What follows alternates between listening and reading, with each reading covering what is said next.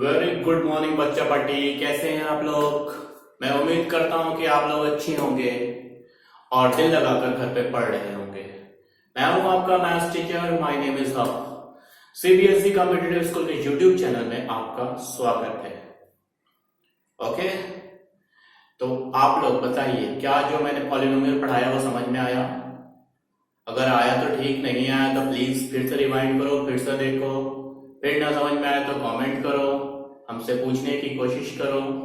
Polynomial का हम कुछ क्वेश्चन बनाते हैं जो प्रीवियस एग्जाम में आ चुका है। देखते हैं आज का पहला क्वेश्चन क्या है। ओके, तो आइए, आज का पहला क्वेश्चन है the number of polynomial having zeros as -2 and 5 is. तो बताने कि वैसे कितने पॉलिनोमियल होंगे जिनके जीरोस -2 एंड 5 होंगे। तो सबसे पहले जो हम पॉलिनोमियल बना लेते हैं -2 और 5 से, तो अगर अल्फा को हम ले लेते हैं -2 और बीटा को ले लेते हैं 5, ठीक है। तो यहाँ पर पॉलिनोमियल की इक्वेशन क्या होती है? So the equation of polynomial is, this is x square, fx is equal to x square minus alpha plus beta into x plus alpha beta होता है। यहाँ वैल्यू पुट कर दीजिए, this is x square minus this is -2 plus 5x plus -2 into 5.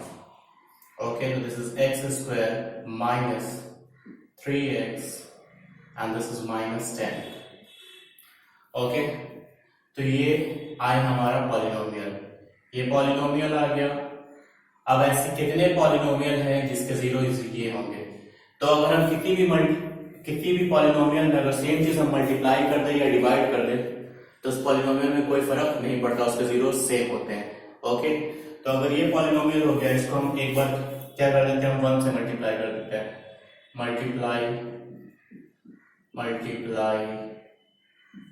fx bye 1 से multiply कर देंगे तो ये आएगा, this is fx is equal to,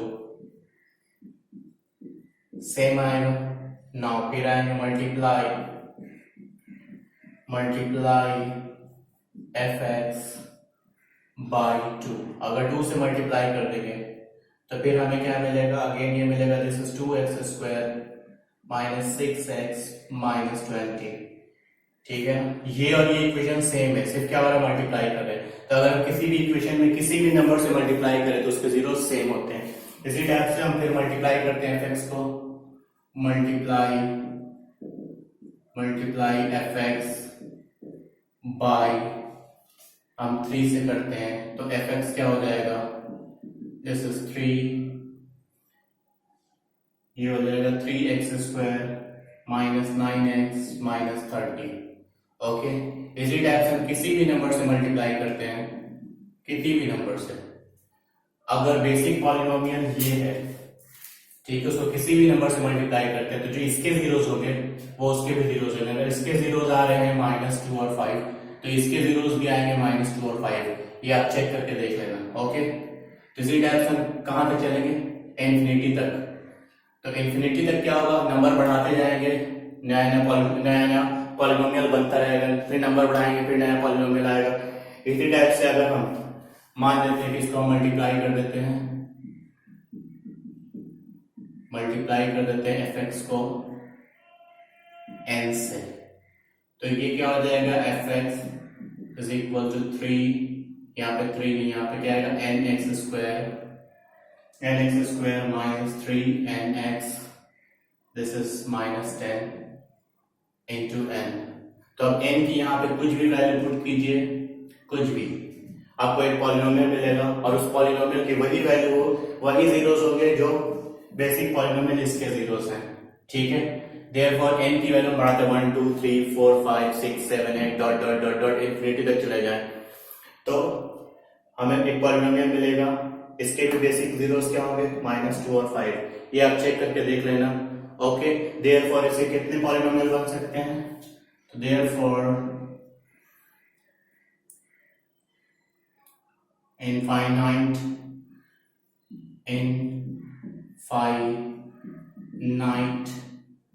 number of polynomial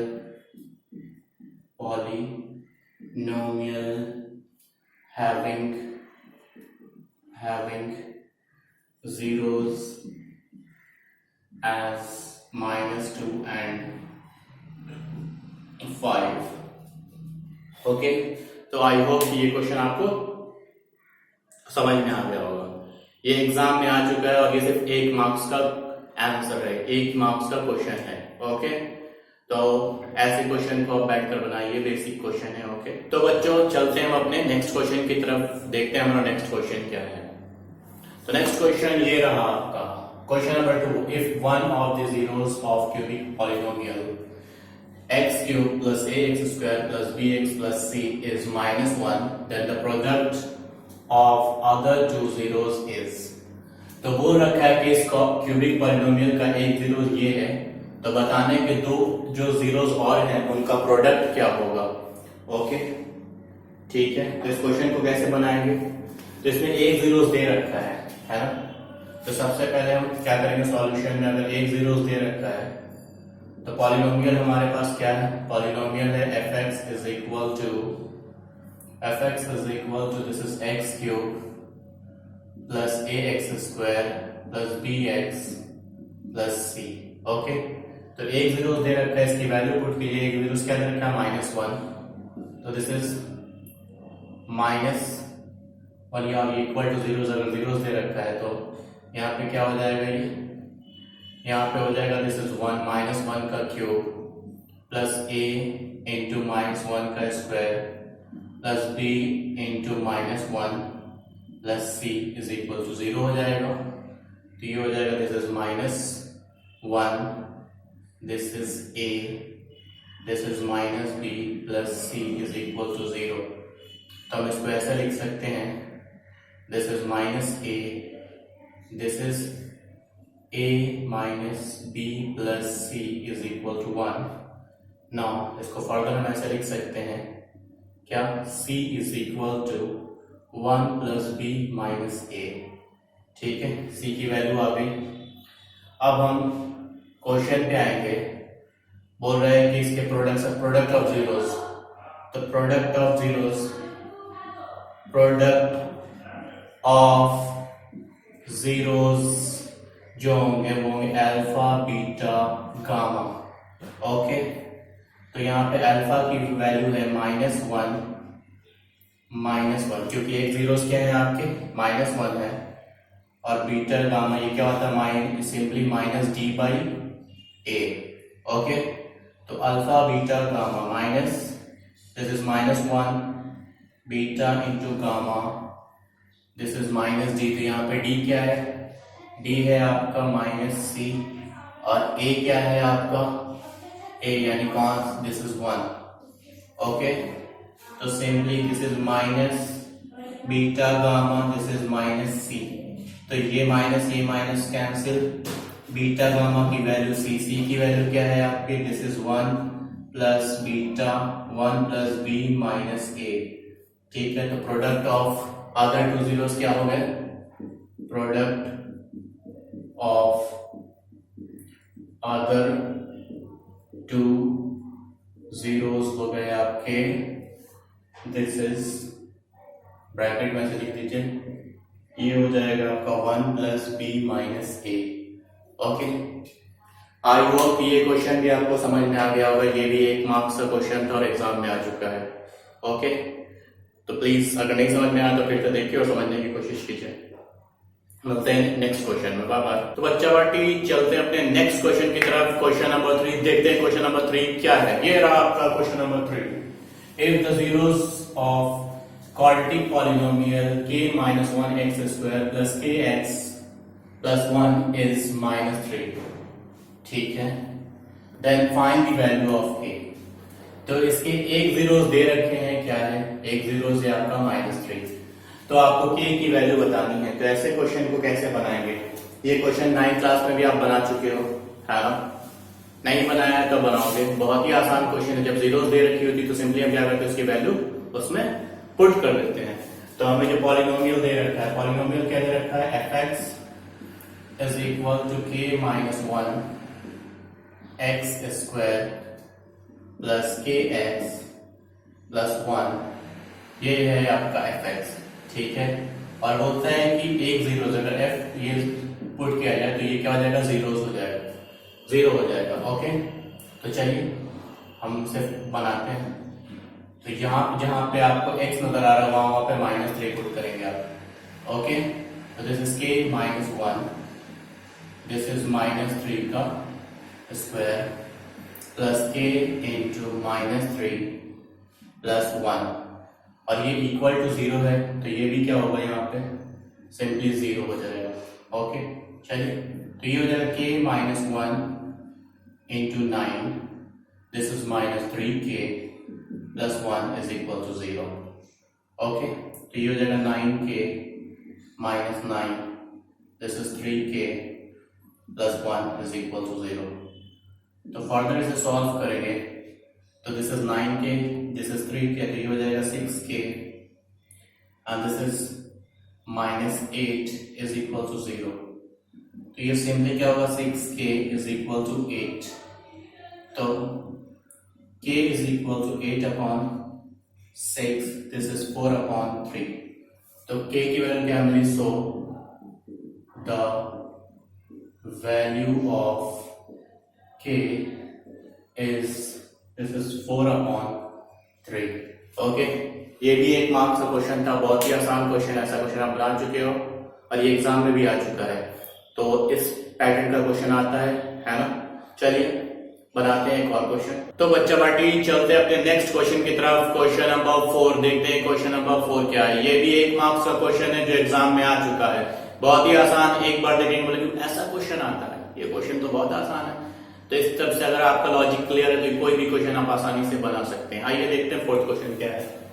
लिखा है इफ वन रूट मतलब zero, 1 root of 5x square plus 13x plus k is equal to 0 is the reciprocal of the other root, then find the value of k। Okay, तो ये दे रखा है आपका polynomial, इसके एक रूट और दूसरे रूट क्या है, दूसरे का रेसिप्रोकल है। ओके, तो let one of the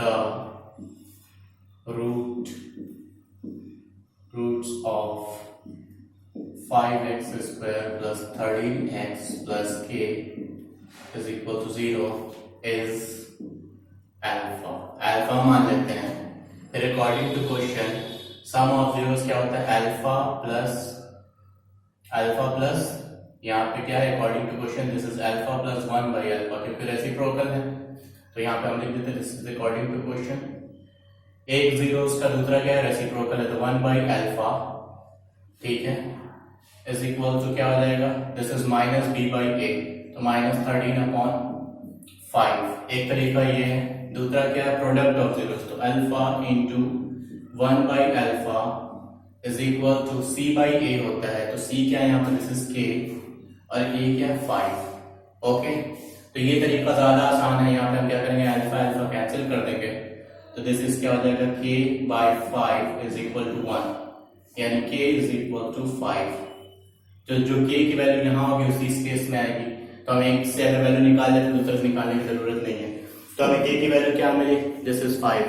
I hope बहुत ही आसान क्वेश्चन था, समझ में आ गया होगा। चलिए बनाते हैं नेक्स्ट क्वेश्चन। तो बच्चा पार्टी ये रहा आपका अगला क्वेश्चन, क्वेश्चन नंबर 5। देखते हैं ये क्वेश्चन क्या कहता है, फिर बनाते हैं। ओके, तो क्वेश्चन कहता है if m and n are the zeros of the polynomial 3x square plus 11x minus 4, then find the value of m by n plus n by m। Okay, तो ऐसे केस में सबसे पहले हम m और n की value find करेंगे। Okay, अगर नहीं भी करेंगे तब भी बन जाएगा, अगर ये जीरोस हैं, ठीक है। तो इस केस में हम निकाल लेते हैं sum of zeros, sum of zeros क्या हो जाएगा, this is m plus n this is minus B by A होता है. ओके, तो m plus n minus B, this is 11/3. Okay, अब हम निकाल लेते हैं product of zeros. Product of zeros, this is m into n, ये होता है आपका c बाई ए. ओके, तो m into n product of zeros, तो m इंटू n को ऐसे ही रखते हैं. mn is equal to c की वैल्यू क्या है आपकी, दिस इज -4/3. ओके, अब जो हमें दे रखा है, क्या दे रखा है ना, हमें जिसकी वैल्यू फाइंड करनी है, क्या m by n plus n by m. तो इसको सॉल्व कर लेते हैं. तो ये क्या हो जाएगा, this is m square plus n square upon mn. Okay, तो इसको हम फर्दर क्या लिख सकते हैं, this is m plus n का whole square minus 2 mn upon mn. Okay, अब इसमें इसकी वैल्यू पुट कर दीजिए. वैल्यू पुट करेंगे तो m प्लस n की वैल्यू क्या है, दिस इज -11/3 का स्क्वायर माइनस 2 इंटू -4/3. ओके, ना नीचे भी क्या आएगा, दिस इज -4/3. अब इसे सॉल्व करते हैं तो 11 का square 121/9, this is +8/3 and this is -4/3. इसे फर्दर सॉल्व करते हैं, यहाँ पर सॉल्व कर लेते हैं. तो ऊपर वाले कैल्शियम क्या आ जाएगा, दिस इज 9 121 प्लस 24. ठीक है, और नीचे क्या आएगा, दिस इज -4/3. ओके, तो इसे फर्दर सॉल्व करेंगे तो this is 121 and this is 24. तो ये दोनों मिलके क्या बन जाएगा, this is 145/9 into this is 3/-4. Okay, तो ये और ये कैंसिल हो जाएगा 3 बार में. तो दिस इज 145/-12. तो इसको हम लिख सकते हैं -145/12, क्योंकि नीचे कभी भी ये माइनस नहीं आना चाहिए. ओके, तो इसकी वैल्यू ये आएगी. आई होप ये सब आपको समझ में आ गया होगा. बहुत ही आसान क्वेश्चन. पहले आपने अल्फा बीटा पढ़ा था, उसकी जगह पे m और n दे रखा है. ठीक है, तो कुछ भी दे रखा होता है वो आपको उसी हिसाब से सोचना पड़ेगा. तो आई होप जो भी आज पढ़ाया है आपको समझ में आया होगा. ठीक है, नहीं समझ में आया तो कमेंट कीजिए, अपने फीडबैक हम तक भेजिए, ताकि हमें भी समझ में आए कि हम जो पढ़ा रहे हैं समझ में आ रहा है या आपको आ रहा है या नहीं आ रहा है. क्योंकि आपके रिस्पॉन्स से ही हमारी हौसला अफजाई होगी और हमें वीडियो बनाने में मजा आएगा. तो प्लीज प्लीज प्लीज अपने फीडबैक हम तक जरूर पहुंचाएं. ओके, मिलते हैं नेक्स्ट क्लास में. Bye bye.